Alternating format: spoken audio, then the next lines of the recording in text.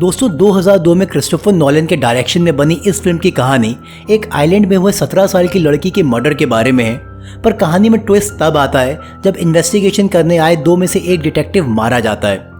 कहानी की शुरुआत दो डिटेक्टिव्स विल और हैप से होती है, जो कि लॉस एंजलिस पुलिस डिपार्टमेंट से अलास्का के नाइट म्यूट आइलैंड पर एक 17 साल की लड़की के कॉनल का मर्डर का केस इन्वेस्टिगेट करने जा रहे हैं। विल एक सीनियर डिटेक्टिव है जिसने अपनी लाइफ में बहुत से केसेस हैंडल किए हैं और हैप अभी उससे काफ़ी यंग है और थोड़ा कम टेन्योर्ड है। यहाँ प्लेन में हैप न्यूज़पेपर में छपे एक मर्डर केस को पढ़ रहा होता है जिसमें अब इंटरनल अफेयर्स भी इन्वॉल्व होने जा रहा है। आइलैंड पहुँचने पर इन दोनों को रिसीव करने एक यंग डिटेक्टिव एली आती है। एली विल की काफ़ी इज्जत करती है और उसके काम से पहले से इंस्पायर्ड होती है और उसने लगभग विल के सारे केसेस पढ़े होते हैं। विल और हैप इसके बाद इस केस में इन्वॉल्व्ड दूसरे पुलिस वालों और डिटेक्टिव से मिलते हैं और इसके बाद ही काम स्टार्ट कर देते हैं। विल को के कॉनल्स की डेड बॉडी दिखाई जाती है। विल के की बॉडी में काफ़ी चोट के निशान देखता है, जिसमें कुछ निशान अभी रिसेंट के होते हैं और कुछ पहले के होते हैं। विल को बताया जाता है कि मारने के बाद के बाल धोए गए थे और नेल ट्रिम किए गए थे, यानी कि कातिल ज़रूर कोई संकी आदमी है। विल को बताया जाता है कि मर्डर से पहले के अपने बॉयफ्रेंड रैंडी के साथ पार्टी में थी और इन दोनों के बीच झगड़ा हुआ था। विल इसके बाद के बारे में और डिटेल्स जानने के लिए उसके घर जाता है।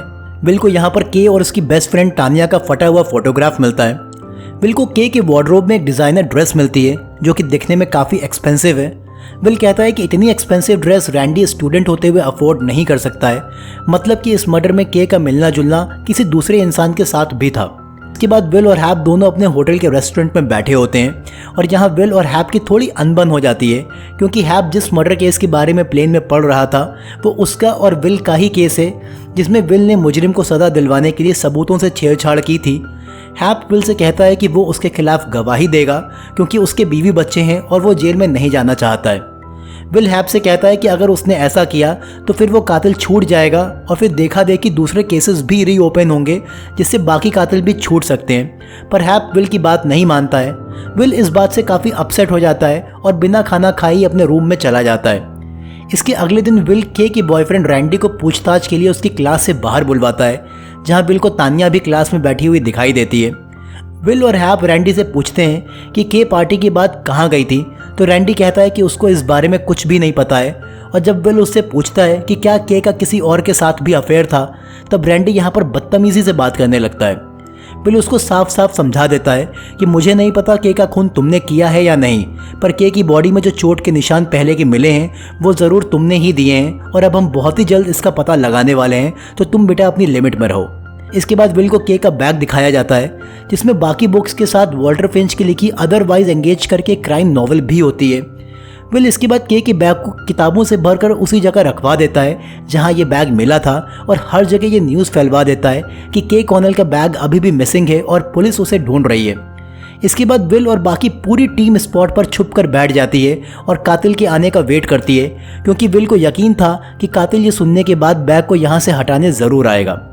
विल का शक बिल्कुल ठीक निकलता है और थोड़ी देर में ही कातिल वहां पर आ जाता है।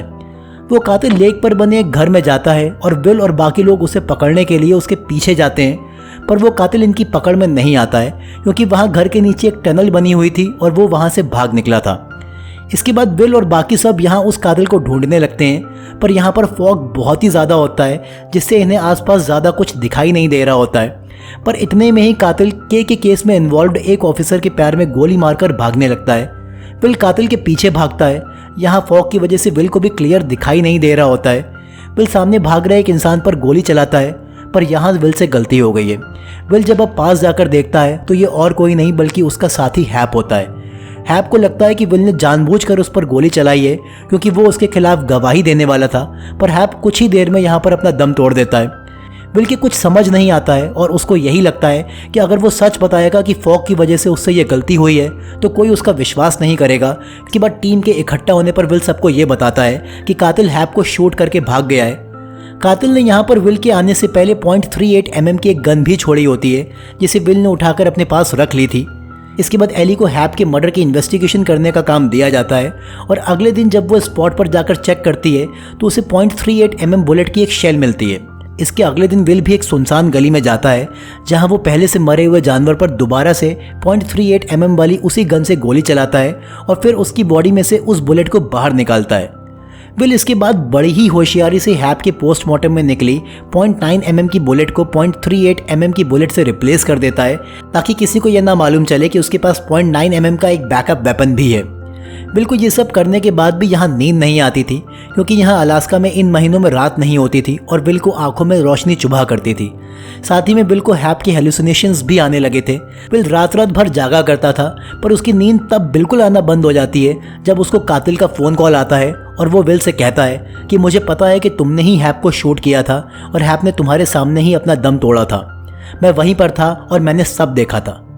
ये सुनकर विल घबरा जाता है और उससे ये सब बातें फ़ोन पर ना करके फेस टू फेस मिलने के लिए कहता है। इसके बाद के की फ्यूनरल पर विल के बॉयफ्रेंड रैंडी और उसकी बेस्ट फ्रेंड तान्या को एक साथ देखता है और इसके बाद वो तान्या को अलग ले जाकर पूछताछ करता है। विल उसे काफ़ी इमोशनली हैरास करता है कि उसने रैंडी को अपना बॉयफ्रेंड बनाकर अपनी ही फ्रेंड को चीट किया था और वो एक अच्छी दोस्त नहीं है। विल उससे पूछता है कि क्या के रैंडी के अलावा किसी तीसरे इंसान से भी बात करती थी।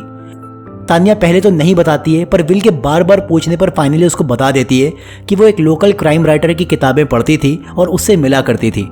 विल को अब उस नॉवल की याद आती है जो उसे तान्या के बैग से मिली थी और वो इसके बाद उस लोकल राइटर वॉल्टर फिंच से मिलने निकल जाता है। विल फिंच के घर में घुसकर तलाशी लेने लगता है पर थोड़ी ही देर में फिंच भी अपने घर पर आता है पर वो अंदर ना आकर बाहर से ही भागने लगता है क्योंकि उसे किसी के अंदर होने पर शक हो गया था। विल भी फिंच को पकड़ने के लिए उसके पीछे दौड़ता है और काफ़ी दूर तक चेस करता है पर फिंच बचकर निकल जाता है। अब विल को समझ आ गया था कि फिंच ने ही के का मर्डर किया है और इसके बाद वो दोबारा से फिंच के घर पर आता है और .38 mm वाली गन उसके घर में छुपा देता है ताकि रेड करने पर यह गन बरामद हो और वो पकड़ा जाए। विल के काम करने का अंदाज थोड़ा अलग है। वो मुजरिम को पकड़वाने के लिए सबूतों से छेड़छाड़ भी कर लेता है और इसीलिए उस पर लॉस एंजलिस में एक्शन लिया जा रहा है।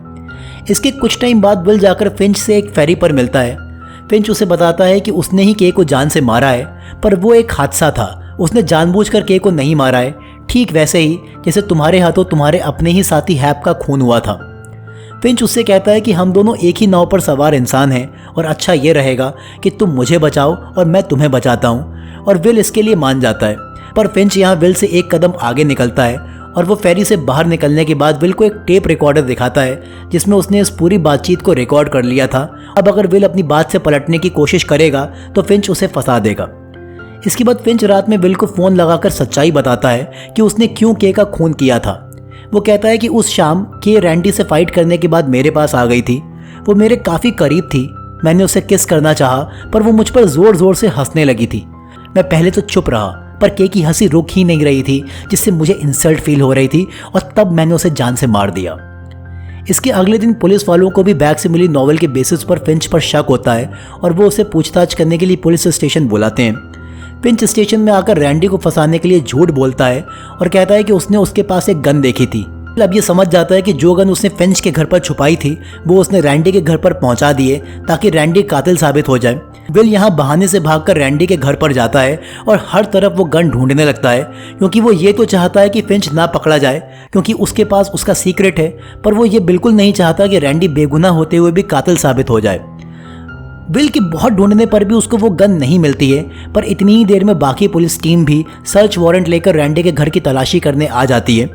विल इनको देखकर घर के अंदर छुप जाता है। जब बाकी पुलिस टीम वहां तलाशी ले रही होती है तो विल भी सामने आ जाता है और सबको यही लगता है कि विल भी उनके पीछे पीछे यहाँ पर आया है। पुलिस को यहाँ पर .38 mm की गन मिल जाती है और इसके बाद ही रैंडी को अरेस्ट कर लिया जाता है। दूसरी तरफ पुलिस इन्वेस्टिगेशन के बाद फिंच एली को अपने घर आकर के लेटर्स ले जाने के लिए कहता है। एली अब एक बार दोबारा से क्राइम स्पॉट पर जाती है और इस बार उसे .9 mm गन की एक शेल मिलती है। एली को विल पर शक होता है और वो तुरंत घर आकर विल की एक पुरानी रिपोर्ट पढ़ती है जिसमें लिखा होता है कि विल के पास .9 mm की एक बैकअप गन रहती है। एली इसके बाद जाकर विल और बाकी पुलिस वालों से मिलती है जो कि बार में बैठे बियर पी रहे होते हैं। एली विल को टारगेट करते हुए कहती है कि उसे क्राइम स्पॉट पर .9 mm की शेल मिली है और मुझे समझ नहीं आ रहा है कि जब किसी के पास ऐसी कोई गन नहीं है तो फिर ये कहाँ से आ गई है। विल समझ जाता है कि एली क्या कहना चाह रही है पर वो इस पर कुछ भी बोलने से डरता है और कहता है कि अब ये केस क्लोज हो चुका है। सबके बार से बाहर निकलने पर एली विल को बताती है कि वो जल्दी फिंच से के लेटर्स लेने उसके लेक हाउस पर जाएगी। इसके बाद विल अपने रूम पर आ जाता है और एली फिंच से के लेटर्स लेने उसके घर जाती है। होटल में पहुंचकर विल को एहसास होता है कि फिंच वाकई बहुत ही होशियार और खतरनाक इंसान है और हो सकता है कि वो एली की भी जान लेना चाहे, और विल तुरंत फिंच के घर के लिए निकल जाता है। एली फिंच के घर पर पहुंच गई होती है। फिंच एली पर अटैक करके उसे मारना चाहता है क्योंकि उसे मालूम है कि एली हैप के केस को इन्वेस्टिगेट कर रही है और वो विल को फंसा सकती है, और अगर विल फंसा तो उसका फंसना भी तय है। एली फिंच के घर पर के कपड़े देखती है, पर जैसे ही वो उस पर अटैक करने की सोचती है उससे पहले ही फिंच उस पर हमला कर देता है, जिससे वो बेहोश हो जाती है। इसके बाद ही विल वहां पहुंचकर एली को बचा लेता है, पर फिंच यहां से भागकर सामने की तरफ बने दूसरे लेक हाउस में पहुंच जाता है। एली यहाँ विल से कहती है कि मुझे पता है तुमने ही हैप का खून किया है, पर विल की कुछ भी समझ नहीं आ रहा होता है और वो उससे कहता है कि उसे नहीं पता है कि उसने उसको मारा भी है या नहीं। विल को यहाँ रहते हुए इंसोम्निया हो गया था और फिलहाल उसकी हालत नींद न पूरी होने से बहुत ही ज़्यादा ख़राब थी। एली इससे पहले विल से कुछ और बातें पूछती, इतने में ही फिंच सामने वाले घर से राइफल लेकर इन पर गोलियां चलाना शुरू कर देता है। विल एली को अपनी गन देकर विल को उलझाए रखने के लिए कहता है और खुद यहाँ से निकलकर फिंच को रोकने जाता है। विल फिंच के पास पहुंच जाता है और यहाँ इन दोनों की फाइट होती है और इस फाइट में ये दोनों एक दूसरे पर गोली चला देते हैं, जिससे फिंच घर के नीचे पानी में डूबकर मर जाता है और विल मरती हालत में घर के बाहर आता है।